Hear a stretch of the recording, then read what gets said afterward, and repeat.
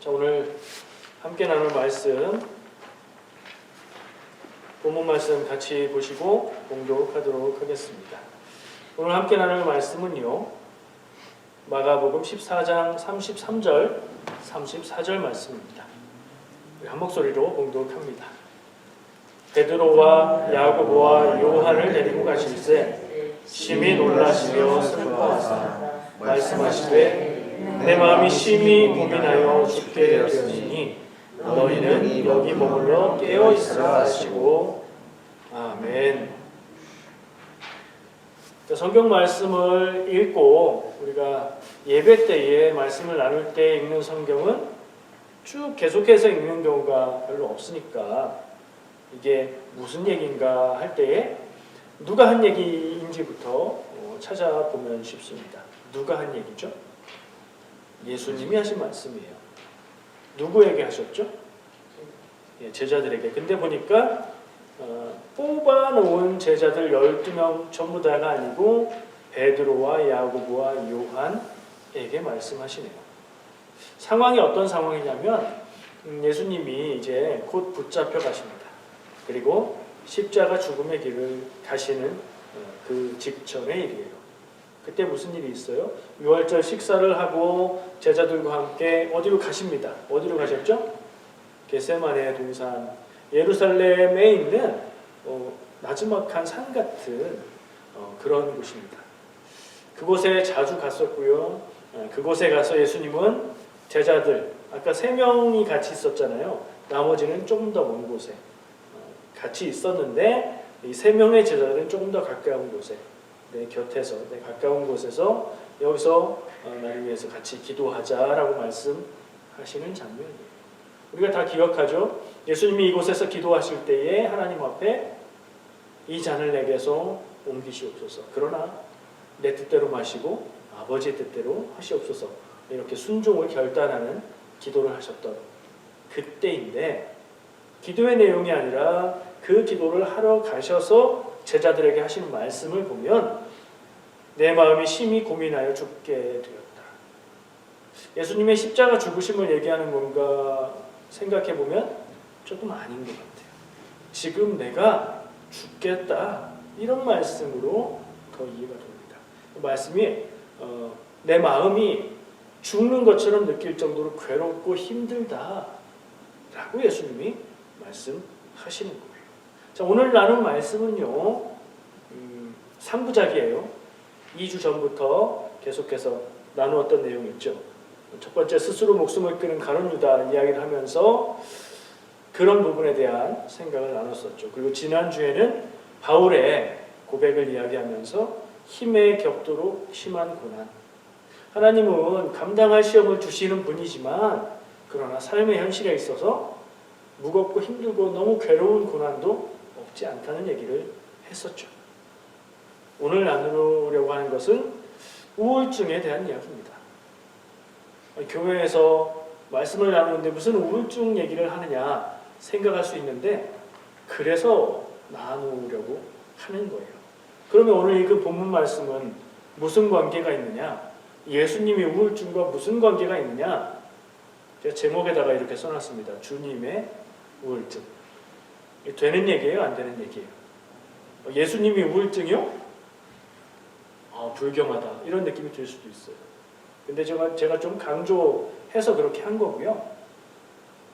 예수님의 34절 말씀, 내가 마음이 심히 고민해서 죽게 되었다라고 하시는 말씀이 이게 우울증까지는 아닐지라도 예수님은 이 순간 굉장히 마음이 힘드셨던 것 같다는 생각을 하게 돼요.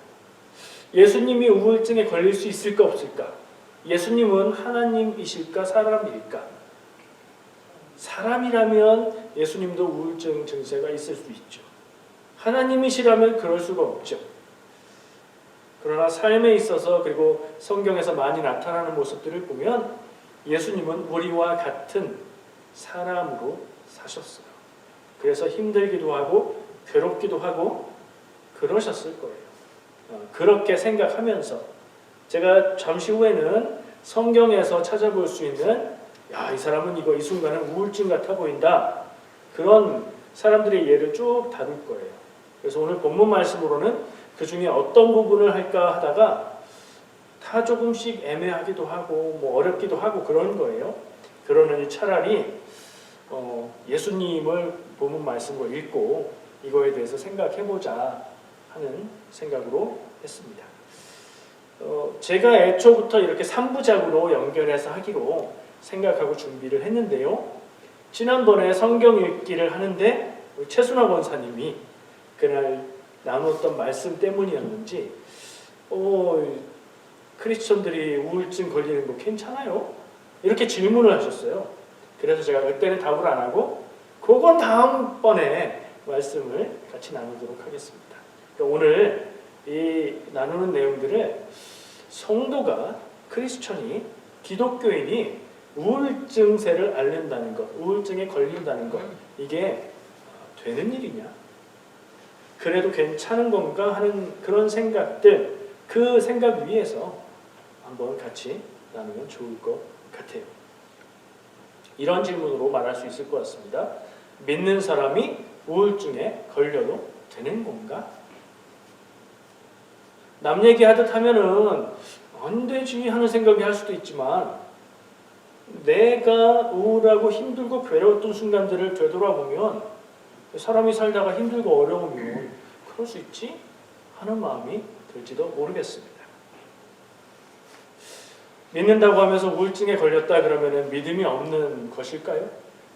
믿음이 부족하기 때문에 우울증에 걸리는 걸까요?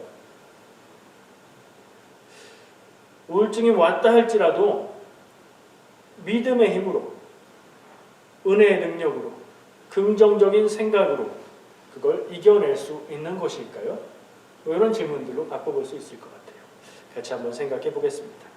자, 이런 시각을 가지고 성경을 읽다 보면 성경 안에 나오는 인물들 중에서도 이 순간은 이 사람이 되게 힘들고 괴롭고 우울했겠다. 그러니까 지금의 눈으로 보면 이 사람 이 순간 우울증이다 라고 볼 수도 제가 확실히 그렇다는 말씀을 못 드려요. 그 사람도 아니고 그 자리에 있지도 않았으니까. 그러나 성경에 나온 말씀과 상황을 볼 때 그럴 수도 있겠다 정도로 판단되는 그런 모습들을 좀 나누어 보겠습니다. 조금만 생각해보면 성경에 나오는 인물들 중에서도 유명하고 믿음 좋은 인물들 중에서도 이 사람은 우울증이 있었을 것 같아 생각되는 사람을 어렵지 않게 떠올릴 수 있을 거예요. 잠깐만 생각해 보세요. 성경에 나오는 여러분들이 잘 아는 많이 들어봤던 인물 중에 인생이 괴롭고 힘든 순간들이 있어서 이 사람 이때는 우울증이 있었을 것 같아. 이런 사람 누가 있어요? 네? 네. 예. 제가 누구 얘기하시는지는 못 알아들었지만 몇 명의 사람들이 생각나시는 것 같아요. 저는 다윗이 떠올랐어요. 이거 맞고 틀리는 거 아니니까 상관없어요. 왜 다윗이 떠올랐어요? 다윗은 왕이잖아요. 믿음이 대단하고 훌륭하잖아요. 근데 다윗이 왕 되기 전에 어땠어요? 사울이 죽이려고 하잖아요. 그래서 그 사울을 피해서 오랜 시간 피해 다녀야 했죠. 사람이 긴 시간 동안 스트레스와 압박을 받고 삶이 고달프다면 거의 대부분 우울증세가 찾아옵니다. 그러지 않은 사람이 있다면 그 사람이 특이한 거예요. 다윗은 사울을 피해서 도망하는 세월 동안 분명히 굉장히 심한 압박과 스트레스에 시달렸을 것이고 그것들이 성경에도 나타났을 거예요. 시편에 보면 다윗이 쓴 시라고 전해지는 시들이 많이 있습니다. 그 중에 요거는 그런 단서가 보인다 싶은 부분을 제가 두 군데를 뽑아봤어요. 시편 38편 6절에서 8절 부분이에요. 한번 들어보시고 여러분들이 알고 생각하시는 우울증과 어느 정도 비슷한가 한번 생각해 보세요. 내가 아프고 심히 구부러졌으며 종일토록 슬픔 중에 다니나이다. 내 허리에 열기가 가득하고 내 살이 성한 곳이 없나이다. 내가 피곤하고 심히 상하였음에 마음이 불안하여 신음하나이다. 아멘을 하기가 좀 민망할 정도로 자기의 괴롭고 슬픈 마음을 담아서 얘기하고 있죠. 시편 22편에 1절, 6절, 15절 따로따로 있는 절들인데 제가 모았어요. 이렇게 노래합니다. 내 하나님이여, 내 하나님이여, 어찌 나를 버리셨나이까. 이건 예수님이 십자가에서 하신 말씀하고 같은 말이에요. 이어집니다. 나는 벌레요 사람이 아니라 사람의 비방거리요 백성의 조롱거리이니이다. 내 힘이 말라 질그릇 조각 같고 내 혀가 입천장에 붙었나이다. 주께서 또 나를 죽음의 진토 속에 두셨나이다. 민망해서 아멘 안 할게요. 다윗이 언제 이 시들을 기록했는지는 모르겠어요. 그러나 아마도 괴롭고 힘들 때를 기억하면서 그 마음을 살려서 적은 것일 거예요. 이런 시들에 이렇게 담겨있는 절망과 고통의 마음들을 보면 다윗은 분명 그때에 우울 증세에 시달렸을 것이라는 짐작을 해볼 수 있어요. 다윗이에요. 성경에서 다윗 이상이라는 믿음을 보인 인물이 흔치 않습니다. 그런 다윗도 그렇게 보면 그렇게 볼 수 있는 모습이 없지 않다. 또 누가 있을까요? 성경에서 굉장히 심한 갑작스러운 고난을 당한 고난의 대표인물, 굉장히 유명한 욥이 있어요. 욥 어떻겠어요? 부자였고요. 하나님 앞에 신실하게 신앙생활하는 사람이었고요. 자녀들을 위해서도 하나님 앞에 제물을 드리던 그런 사람이었고요. 하나님이 복 주셔서 잘 살고 있었던 사람이었죠. 그 사람이 어느 날, 물론 사탄의 시험이라고 말하고 있지만 어느 날 그가 고난을 당하게 되는데 도둑들이 들어서 그의 재산을 다 빼앗아가고 재해가 일어나서 집이 무너져서 자녀들이 다 죽고, 그 다음번 일이지만 그 자신 스스로가 온몸에 피부병이 들고 아내는 그를 저주하고, 그런 내용들 기억하시죠? 그런 상황에서 살아있다는 게 신기할 정도예요. 그런 욥은 어떤 말을 했을까요? 욥기 3장 1절에 이렇게 말합니다. 욥이 입을 열어 자기의 생일을 저주하니라. 어떤 표현일까요? 내가 태어난 것이 안 태어난 게 나을 뻔했다라는 얘기예요. 나의 태어남을 저주한다는 건 나의 생명이 있게 한 하나님을 향한 원망까지도 갈 수 있는 그런 거예요.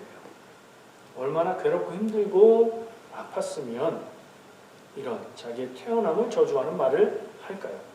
또 3장 21절에 죽기를 바라도 오지 아니하며, 내가 죽고 싶은데 죽어지지도 않는다 라고 말해요. 7장 16절에 내가 생명을 싫어하고 영원히 살기를 원치 아니하노니, 역시 죽겠다는 얘기죠. 욥이 이런 말을 하는 건 내용에 상당히 부합하고 어울리는 것 같아요. 어떤 사람이 그런 일을 당해도 그 상황이라면 우울증이 오겠다 싶죠. 지난주에 나눴던 바울이 했던 말도 거기에 낄 수 있을 것 같아요. 한번 다시 기억하면서 거기에 해당되는 말씀만 제가 읽어드리면 고린도후서 1장 8절 9절 펼쳐있는 부분이에요. 힘에 겹도록 심한 고난을 당하여 살 소망까지 끊어지고 우리는 우리 자신이 사형 선고를 받은 줄 알았으니. 의심의 눈초리로 보면 바울도 이렇게 고난 중에 괴로워하고 우울했던 때가 있구나 확인할 수 있습니다. 한 명만 더 해볼게요. 성경 구약에서 가장 큰 선지자로 알려져 있는 사람, 바알과 아세라 선지자들을 단칼에 그냥 다 쓸어버렸던 엘리야. 그가 심각한 우울에 빠집니다.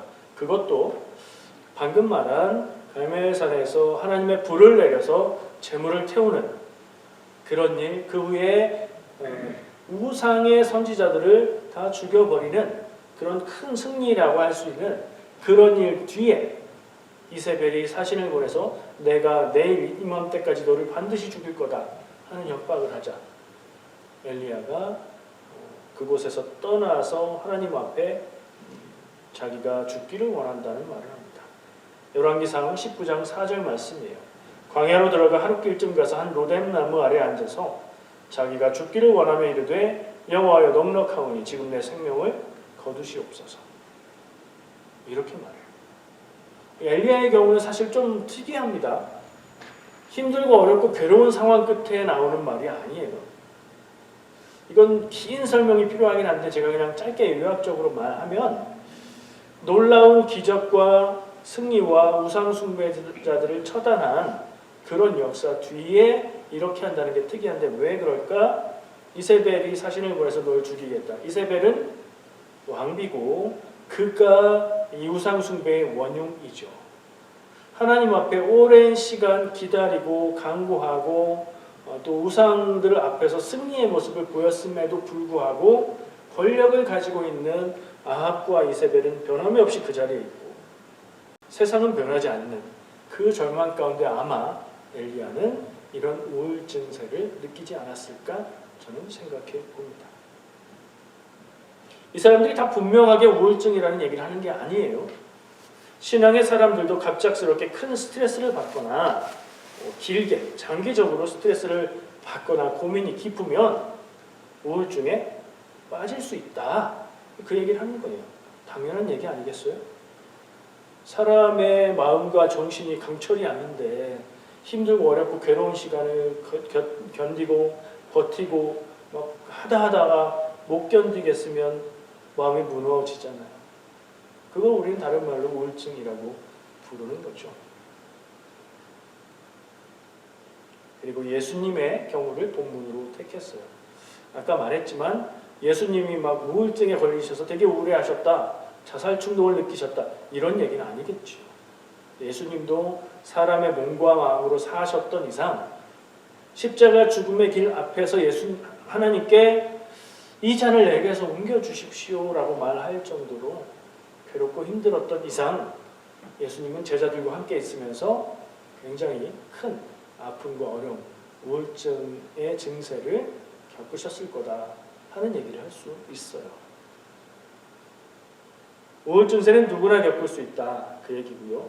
마음이 약해서 마음 약한 사람들에게 나오는 거지 아니고요.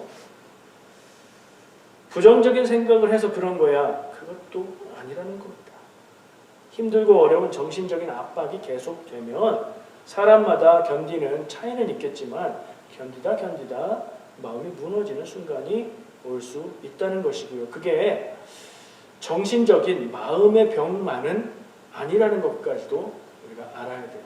제가 이제는 병원에서 얘기하는 우울증에 대해서 좀 나눌 거예요. 그걸 생각해 보면 이 우울증은 마음과 정신에서만 오는 게 아니라는 걸 알 수 있어요. 그 부분이 더 중요할지도 모르겠어요. 제가 예로 들었던 성경의 인물들과 그들의 상황이 비추어진 말씀들을 읽을 때에 공통적으로 나오는 말이 있습니다. 죽음에 대해서 언급을 합니다. 내가 살기를 원치 않는다. 죽고 싶어도 죽어지지 않는다. 이런 얘기들을 하는데요. 이런 것들 때문에 이 상태를 우울증세 상황이 있는 것 같다라고 본 거예요. 왜냐하면 자살 충동이라는 것이 우울증의 대표적인 증상이기 때문이에요. 나 죽고 싶어. 나 살아야 될 이유를 모르겠어. 이게 그 자기의 마음에서 나오는 게 아니라 우울증에 걸렸다는 것을 보여주고 있는 증상이라는 거죠. 실제로 자살자의 많은 비율이 우울증을 가지고 그 끝에 그렇게 된다는 것을 통계가 보여주고 있어요. 그러니 지난번에 다루었던 얘기지만 누군가 자기의 인생을 끝낸다라고 했을 때 우리가 그걸 쉽게 말할 수 없는 것이 우울증으로 그렇게 됐을 경우에는 이것이 다른 질병에 걸려서 그 병의 결과로 죽는 것과 같게 봐야 된다는 생각을 저는 합니다. 한편으로는 스스로 인생을 끝낸다는 건 하나님이 주신 인생을 자기가 자기 스스로를 살해하는 것과 같다는 생각도 하지만 다 그렇게만 볼 수 없는 것이 우울증으로 인한 그런 결과가 나타날 경우에는 이건 병으로 인한 상황이다. 이렇게 보는 게 타당하다고 생각을 하게 됐어요. 우울증을 가리켜서 흔히 마음의 감기라는 표현을 씁니다. 근데 생각해보면 아주 가벼운 경우는 그렇게 말할 수 있지만 감기라는 말로 감당이 안 된다는 생각까지 듭니다. 심각한 경우에는 아주 심각하게 한 사람과 그 가족들의 삶을 무너뜨리고 하는 그런 굉장히 위협적인 무서운 질병이라고 보면 마음의 감기 아니고 하여튼 더 무서운 이름을 붙여야 될 것 같아요. 자, 병원에서 말하는 우울증에 대해서 제가 찾아봤어요. 현대의학이 말하는 우울증의 원인, 이걸 간단하게 정리한 표가 있더라고요. 4가지 이유를 나누는데 첫 번째, 심리적인 원인. 이건 우리가 생각할 수 있는 거예요. 자존감이 낮은 사람. 나는 아무것도 아니야. 나는 되지 않아. 나는 별거 아니야 라고 생각하는 사람들에게 나타날 수 있다. 당연하겠죠. 의존적인 성격. 누군가에게 늘 의존하고 결정을 미루고 누군가와 함께 해야 마음이 편한 사람. 그게 나쁘다는 게 아니라 의존적인 성격을 심하게 갖고 있는데 의지할 사람이 없다면 우울해질 수 있겠죠. 이것도 원인이 될 수 있다는 거예요. 반대로 완벽주의자. 여러분 그냥 들으시면서 나 이거 해당되는데 싶으면 조심하시면 돼요. 완벽주의자. 겉으로 보기에는 게을러 보이는 사람인데 사실은 완벽주의자인 사람이 있어요. 자기가 100점 만점의 일을 이루지 못하면 안 해버리는 사람이 있어요. 그러면 누구나 일을 했을 때 100점 만점이 나오기 어렵기 때문에 그런 사람은 힘들겠죠. 그런 성격도 우울증이 오게 되는 원인이 될 수 있다. 해당되시는 분들 잘 생각해 보시고 그 부분을 좀 무디게 만들 필요, 그리고 성숙하게 만들 필요가 있어요. 네, 이제는 또 다른 얘기들을 할 겁니다. 사회적인 원인이 있다고도 얘기합니다. 아주 충격적인 일을 겪었을 때 강도를 당했다든가 강간을 당했다든가 이혼을 했다든가 사별을 했다든가 그러니까 삶의 환경 가운데에 아주 극심한 스트레스를 받을 수 있는 일을 경험했을 경우에 이게 찾아올 수 있다는 거죠.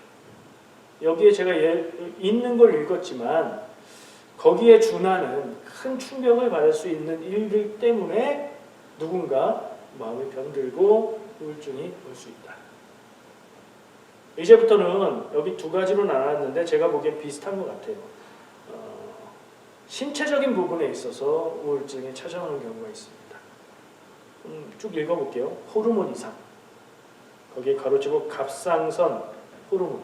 한국 여성의 한 4분의 1 정도는 갑상선 질병을 겪고 있다는 얘기를 들었어요. 그 문제가 있을 때에 그것으로 인해서 호르몬에 문제가 생기고 그거로 우울증이 올 수 있다는 거예요.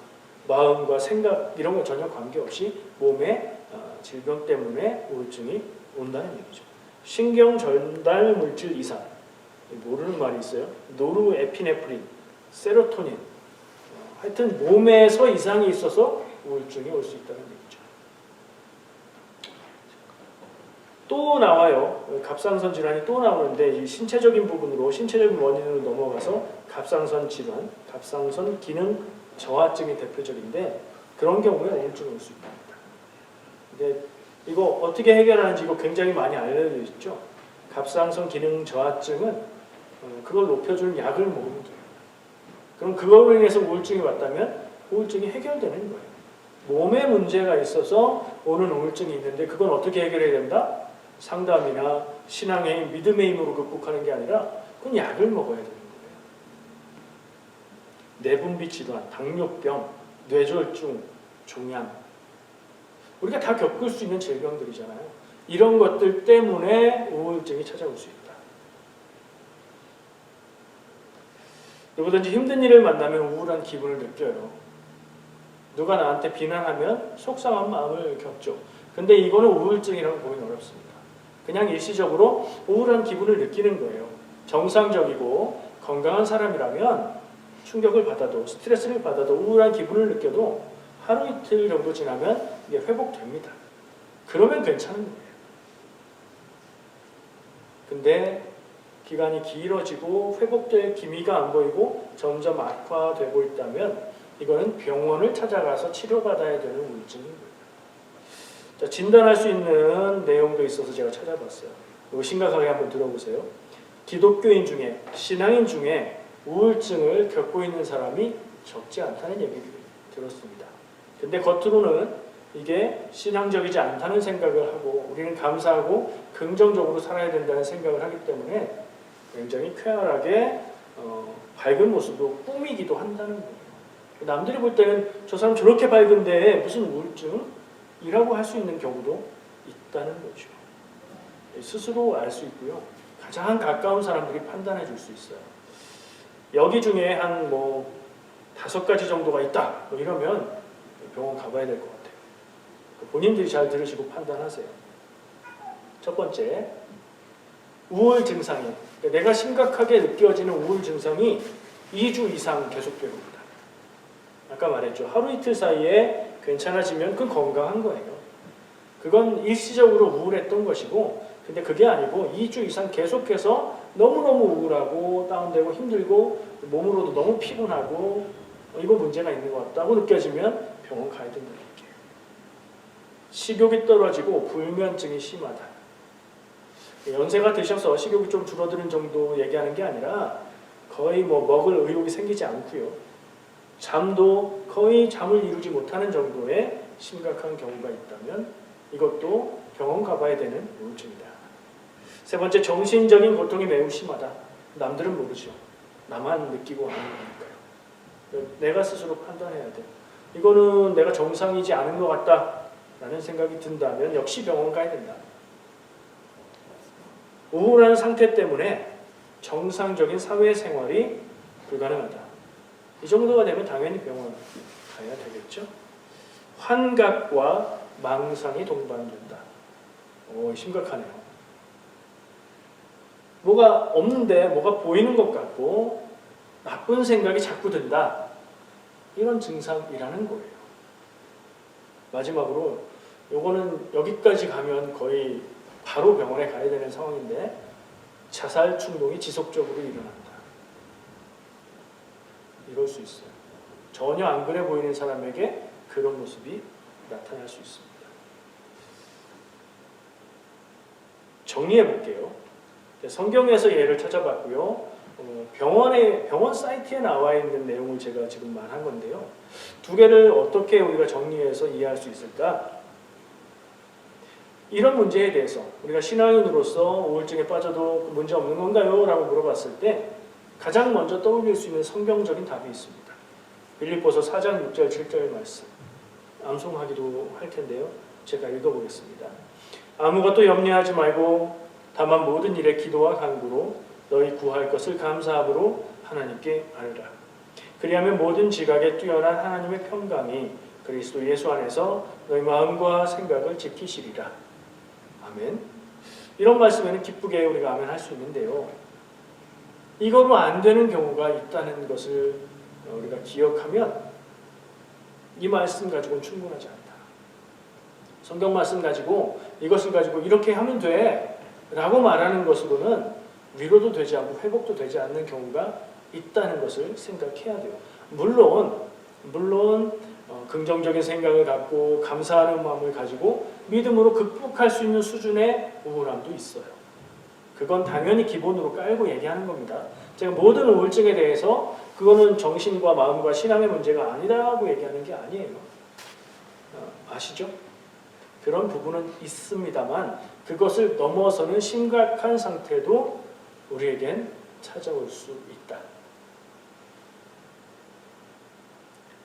성경에서 볼 수 있는 우울증의 모습에서 제가 아까 예를 든 사람들의 예를 왜 들었을까? 그 사람들은 분명히 우울증에 걸렸다. 그걸 얘기하는 게 아니에요.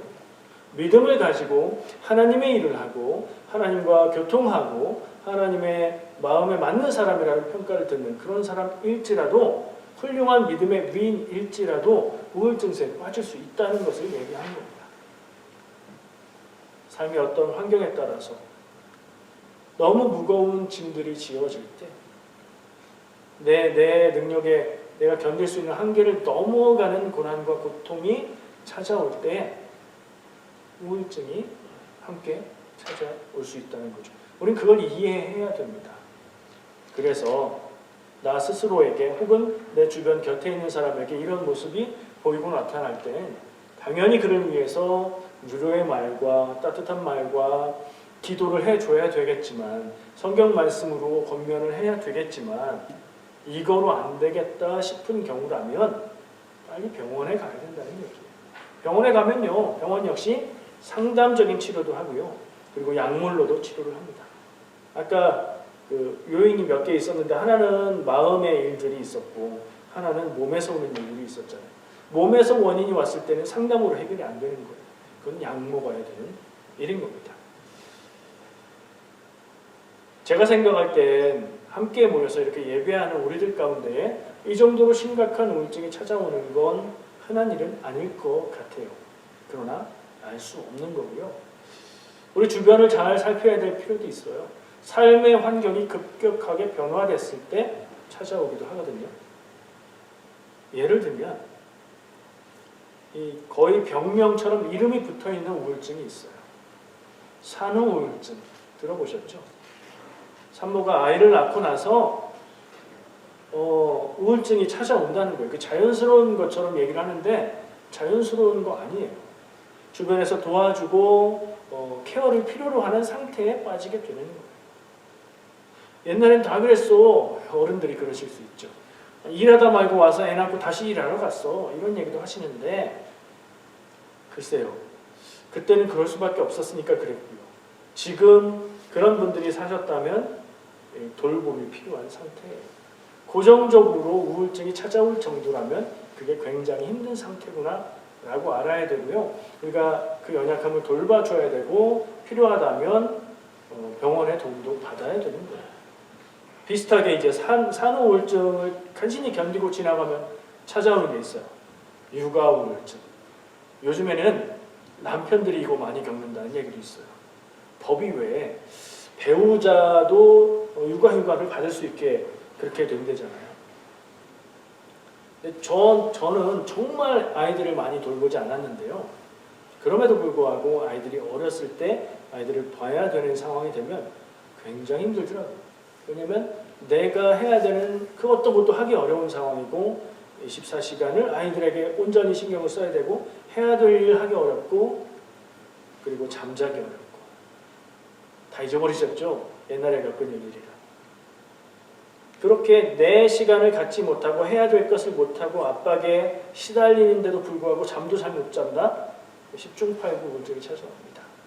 이건 마음이 연약해서 오는 게 아니에요. 딱 오기 좋은 환경인 거예요. 그럼 어떻게 해야 될까요? 주변에 있는 사람이 잘 도와주고 돌봐줘야 되고요. 필요하다면 어떤 조치를 취하기도 해야 돼요. 자, 이게 어떤 사람들만 중점적으로 얘기하는 것 같죠? 또 다른 경우도 있습니다. 남성들에게 찾아오는 우울증도 있습니다. 은퇴 후 우울증. 박중선 장로님 어떠신지 모르겠습니다.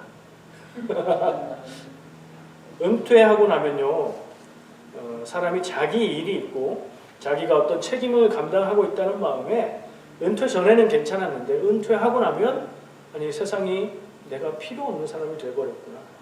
내가 했던 일들 그거 말고는 할 수 있는 일이 없구나. 뭐 이런 감정들 그리고 삶의 환경 변화 때문에 우울증이 찾아올 수 있습니다. 역시 주변에 있는 가까운 사람들이 잘 돌보고 잘 살피고 해야 될 부분이에요. 갱년기 우울증도 있죠. 지난 분들도 있을 거고 겪고 있는 분들도 있을 거고 아직 아닌 분들도 있겠지만 이것도 심각한 일이에요. 굉장히 어느 한쪽만 찾아와도 둘 다 힘들어지는. 이걸 그냥 귀찮은 일 혹은 저 사람 왜 저래?